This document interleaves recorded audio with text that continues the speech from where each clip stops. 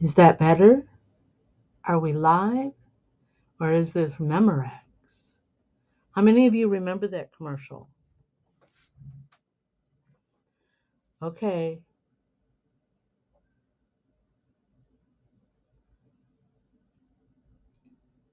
Do, do, do, do. Do, do, do. Yes! Yay! Yay! There's an echo. Oh, echo. Where could the echo be coming from?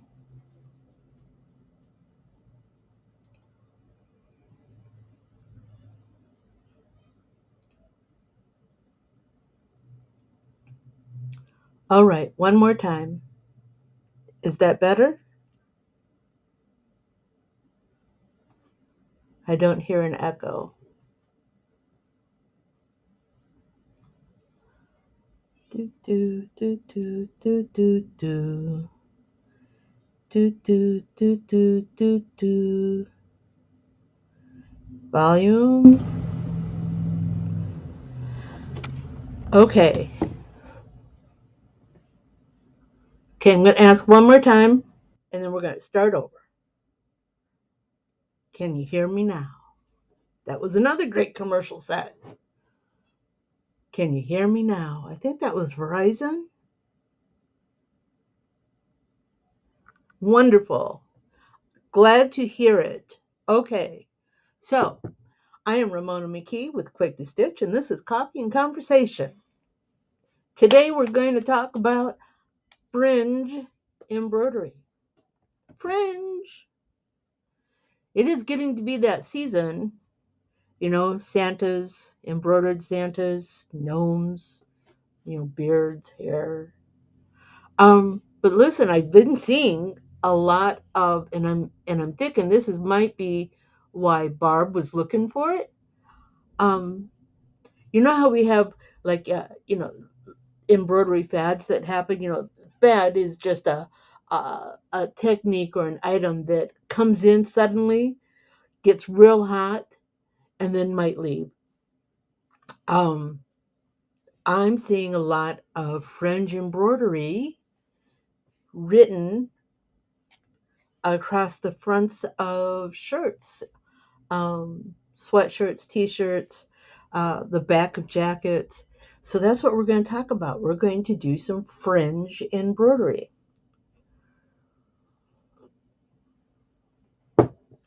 Mm.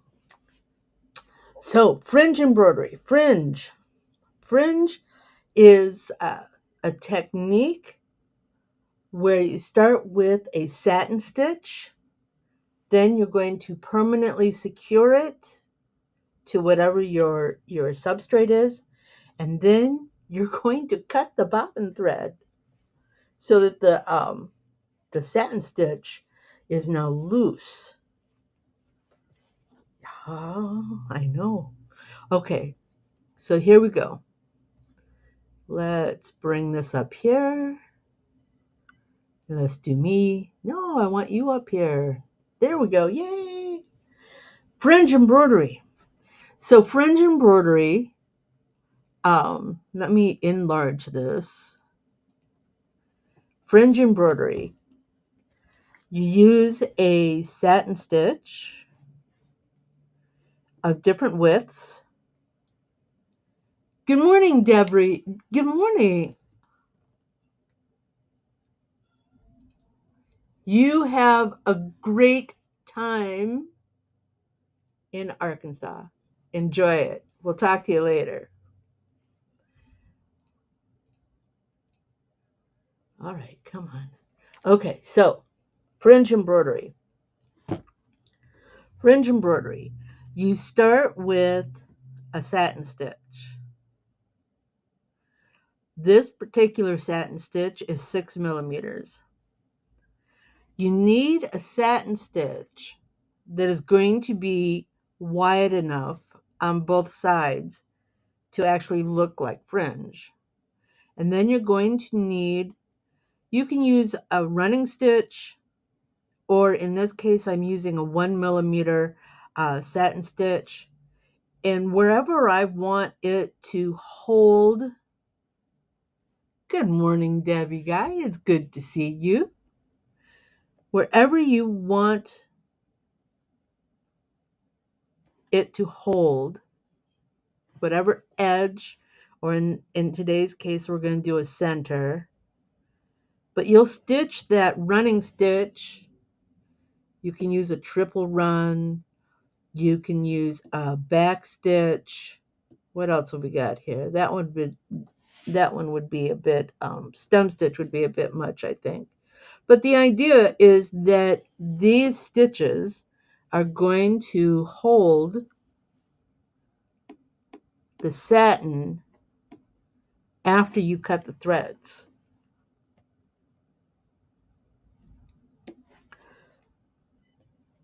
Sorry, I'm going to take my glasses off. After you cut the threads. And then you're going to pull those threads to the front.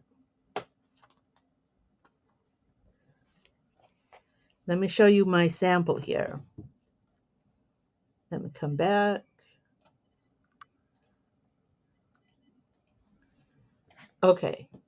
Letty, good morning. Letty's here. Letty with Walker Woods Creations. So here, this is my sampler. I tried to set up my overhead camera. Sorry, it just was not working today. Or maybe I wasn't working today. But here is, Barb, you are exactly right. A bean stitch, triple stitch, running stitch.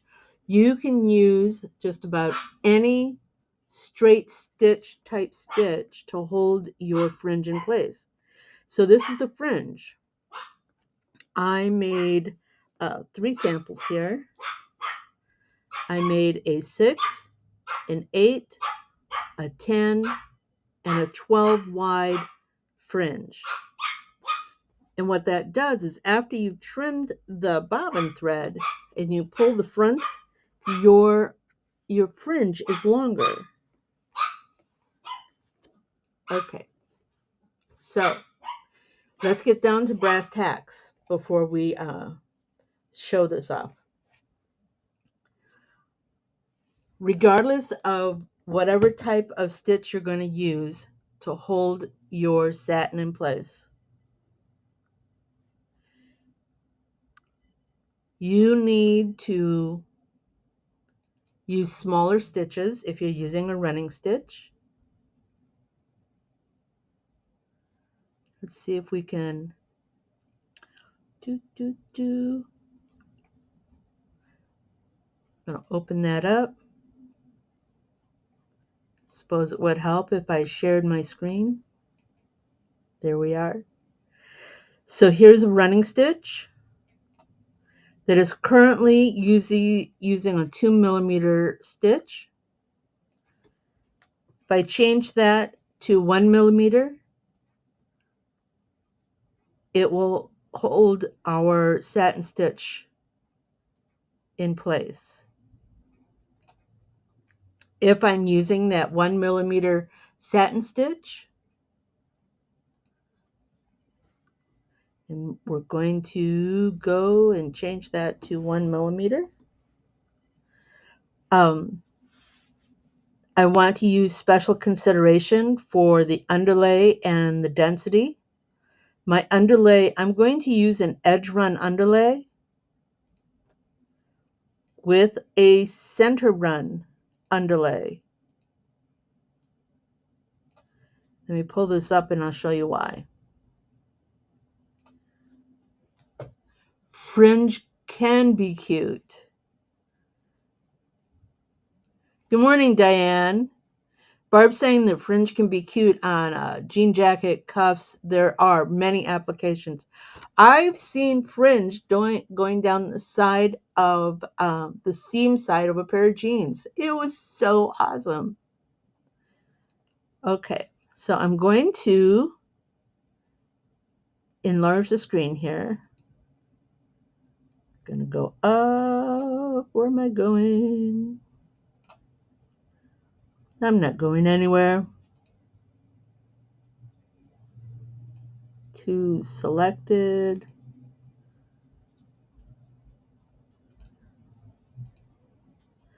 Okay, so here's that 1 millimeter. I'm going to turn off the true view.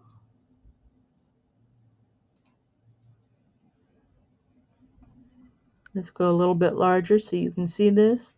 And what I want you to see is that the underlay is also creating some security with our stitches. We have 3 lines of underlay, and then we have, I know, Barb is so right. Fringe was a big 70s thing, and now it's back. What do they say? Everything that's old is new again. So, so yes, I've got all these stitches that are going to hold my fringe. So now that I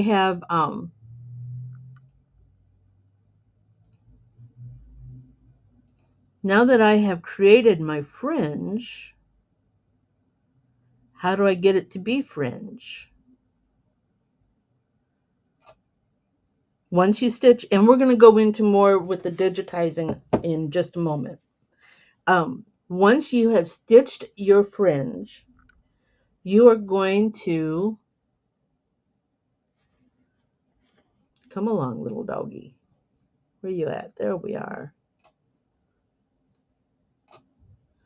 Once you've stitched your fringe, whether it be like, this sampler or, your actual project, you're going to turn it over and you're going to identify the bobbin thread, just the bobbin thread of the fringe portion, not the center portion, just the fringe portion. You're going to identify the bobbin thread and you're going to use your handy dandy seam ripper. You're going to get underneath that bobbin thread, right? And you are going to cut it. Now you can do this with scissors too, just be careful. Oh, there's another fringe option. If you want a more fluffy fringe, you can actually cut the, sorry, I'm fringing here.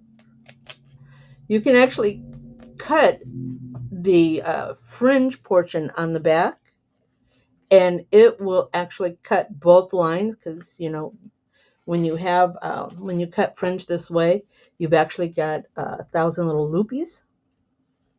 If you don't want the loopies, you can trim it on the back.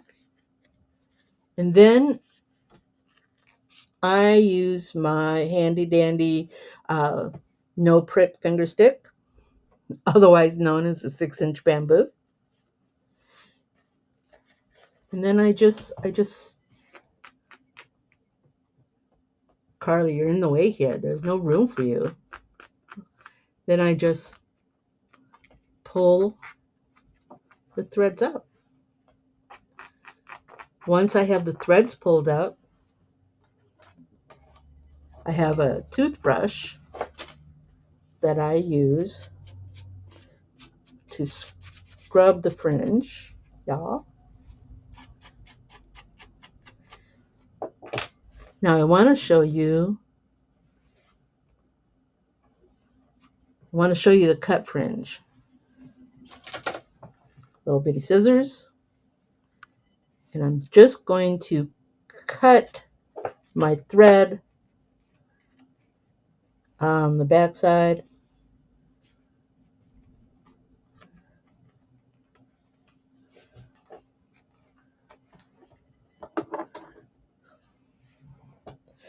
Carly, one of my cats, is visiting here, and she just took, there it is, my bamboo stick.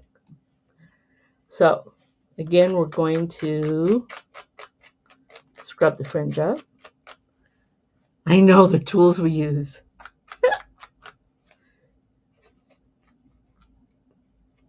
Now what you probably can't see here, this fringe has loopies. This fringe does not have loopies. Does this fringe have loopies?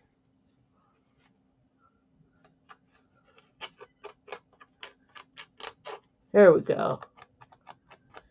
And you know, thread is made up of a twist. If you cut it without the loopies, if you cut it so there's no loopies, you can make a fuzzier fringe by brushing and combing. Hey, Frankie, good afternoon. I'm glad to see you. So yes, you can do your fringe in a couple of different ways. I was going to give you my settings, my fringe settings. Here we are. So whatever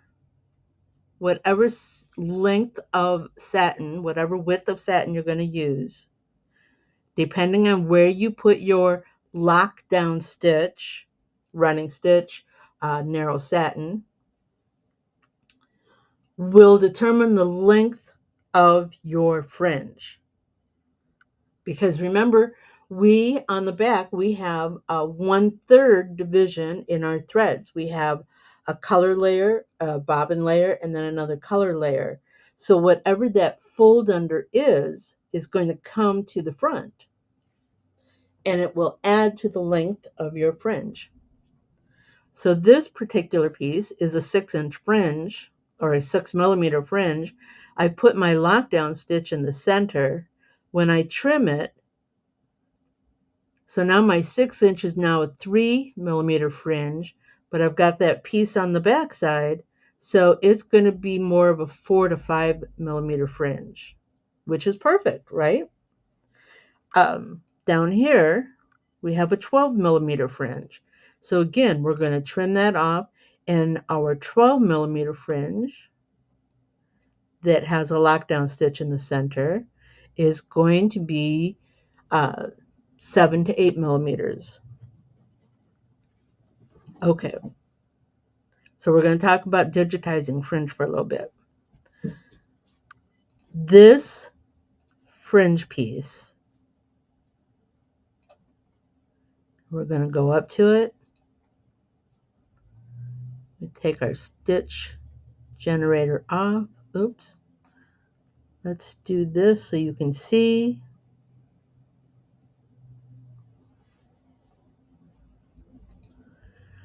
There's no underlay here. I'm using a standard density of .4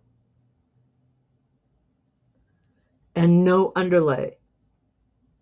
I'm not looking to support this stitch because ultimately I want to destroy this stitch. I want to cut it apart. So I don't want an underlay. I don't want to have to try to pick out all of those stitches that are now under. If we put an underlay under here, for example, let's put a tatami under there because that's what's set here. Let's bring this up. I don't know if you can see that. Can you see that? There we go. Now it has a tatami underlay. Those are all individual stitches. They're going to show once we cut our fringe. So we don't want any underlay. Okay? We do want to decide where we want our run. And for the projects that I've been seeing, it's all been down the center. So again, running stitch, bean stitch, narrow satin, whatever your preference is, whatever the look is that you want. If you want to make beard, we'll make a beard here in a minute. Then you put that down the center. Now that one, let's hide here. That one, again, I used an edge run underlay.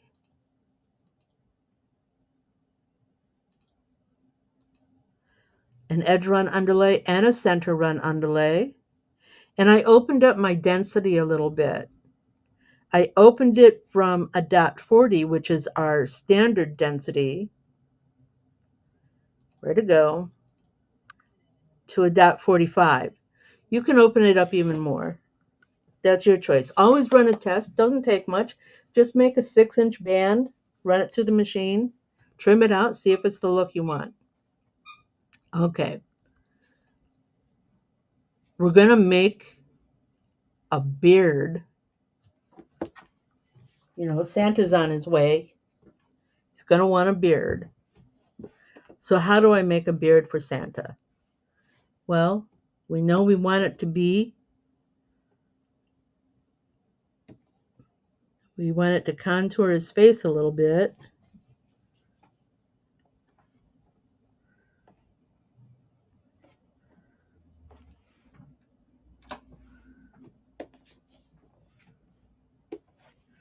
Still have to follow the rules of embroidery. So our beard can only be a max of, good morning, Lexi's here. Say good morning. Good morning. So good to see you. So I've made my beard shape. I want the beard to hang down, so I need to change my stitch direction. I need to take off the auto split. If I don't take off the auto split, the machine is going to put a stitch in here. It's going to come down, it's going to stitch, and then it's going to go back. We don't want that. We don't want to hold our beard back. So we're going to take the auto split off. Remember, we're going to get rid of the underlay.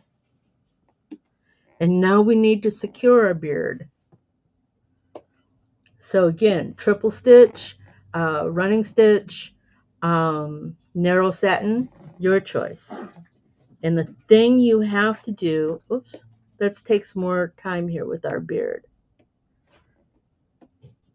Do you see this right here?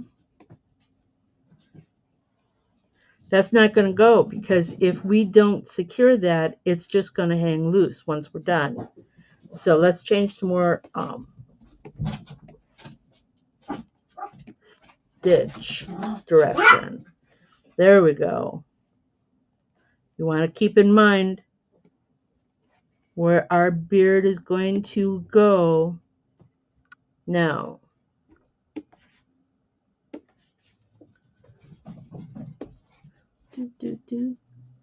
come down at least 1 to 2 millimeters and run where you want to secure your fringe.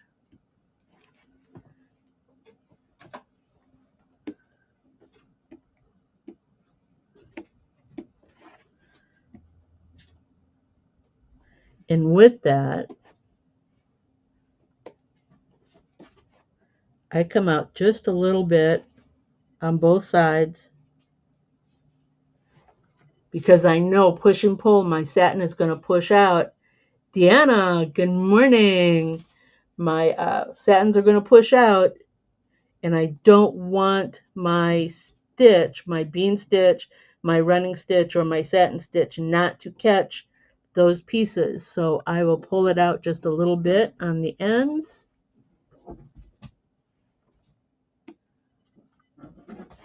And there we have a Santa's beard. Now, when we cut on the back, because our 1/3, our bobbin stitch is going to be right about here. That's our bobbin stitch. When we cut that, that's going to free up this side of the fringe, this side of the satin, and once we pull it forward, it becomes fringe. Okay? Do we have any questions on this yet? There's another point I want to make with your fringe, especially when doing letters.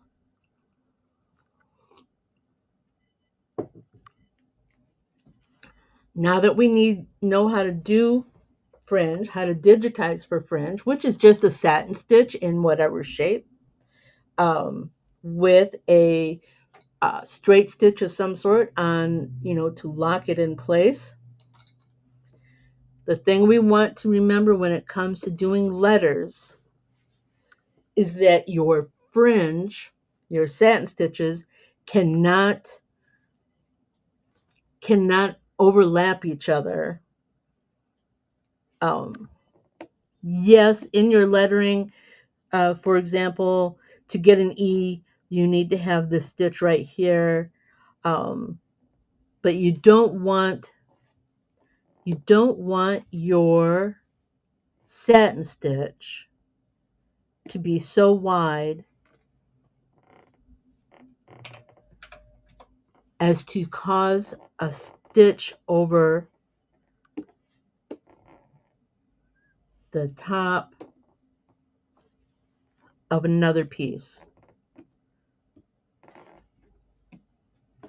like this.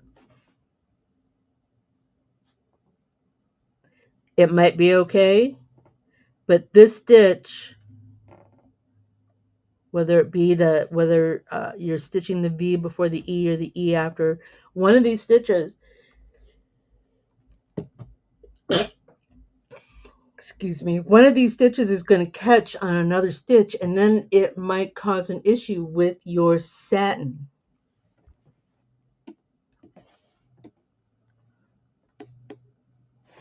So keep in mind, your lettering, the spacing of your lettering needs to accommodate the width of your satin stitch. Okay? Same holds true here. If I were to take this and make it wider, is it going to cut into my lettering? Is it going to stitch over the top of something else? And we don't want that. And then again,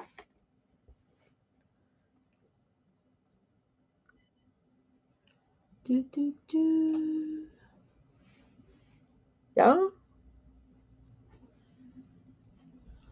I think it turned out okay. Of course, I only half fringed it. Yeah.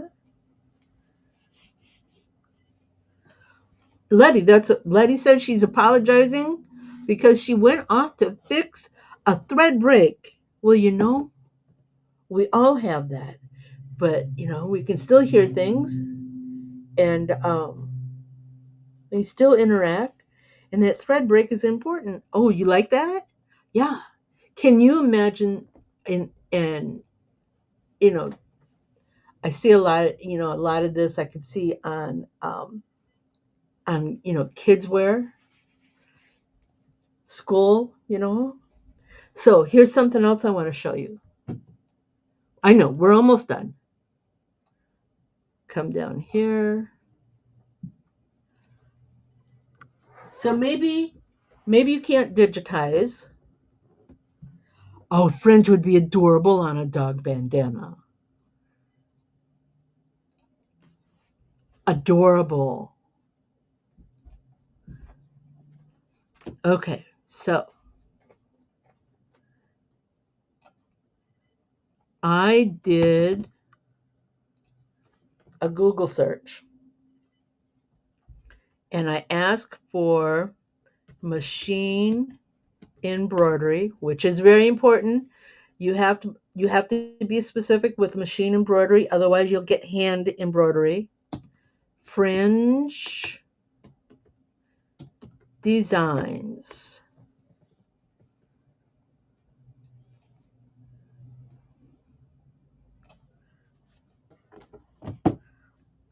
Look at all of these. And again, maybe you cannot digitize for yourself, but maybe what you want is some lettering. Well, here we go. Embroidery Land has a full font. Oh, look at the kitten. And of course, the Highland cows are very popular. Flowers. There are dozens and dozens and dozens of machine embroidery fringe pieces.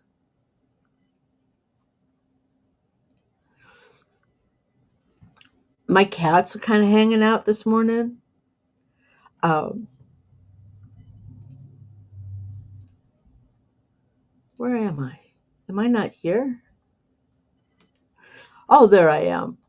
Yeah, my cats are kind of hanging out this morning. Um, they probably wouldn't want to do fringe. But I agree, the sunflowers are cute. Look at this. There are, like I said, lots and lots and lots of fringe design files out there. It's an easy search, machine embroidery fringe. So, any questions? Any thoughts? Anything you want to share? Oh, this one's cute. There's a dandelion in here. You know, the fluffy part of the dandelion. Don't we just love that one? Okay. Well, if that's it, I want to wish you all a great weekend, a wonderful week. We'll see you next week. Um, any thoughts, any suggestions for next week? Give me a holler. You know I'll put something together for you. I appreciate all of you. Thank you so much for being here. Let me go get my end video. Thank you. Bye-bye. Fun? Do you have more questions? Do you want to learn something new? Join me at quicktostitch.com for coffee and conversation, and we'll talk about it. Embroidery machines, designs, and business. Hope to see you soon. Bye now.